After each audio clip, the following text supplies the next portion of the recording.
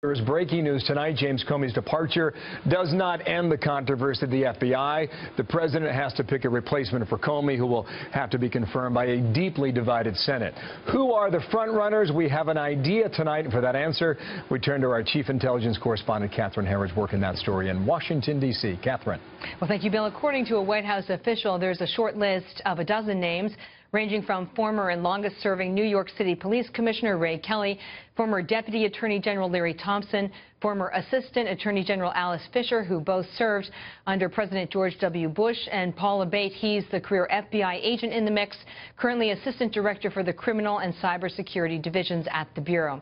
And there's a second bucket of potential nominees. We'll call them congressional picks. In this case, Mike Rogers, former House Intelligence Committee chairman, a former FBI agent and a Republican, Congressman Trey Gowdy, former prosecutor who led the probe into the 2012 Benghazi terrorist attacks, also a key member of the congressional Russia probe, and the Senate Majority Whip John Cornyn of Texas. And there are others that are worth keeping your eye on as well. John Pistol, 27 years at the FBI, retired as a deputy director before serving as the TSA administrator. Fran Townsend, widely respected here in Washington, who served as the Homeland Security advisor for President Bush, as well as former senator and state's attorney general from New Hampshire, Kelly Ayotte. We've also got the acting FBI director, Andrew McCabe. He's in the mix as well.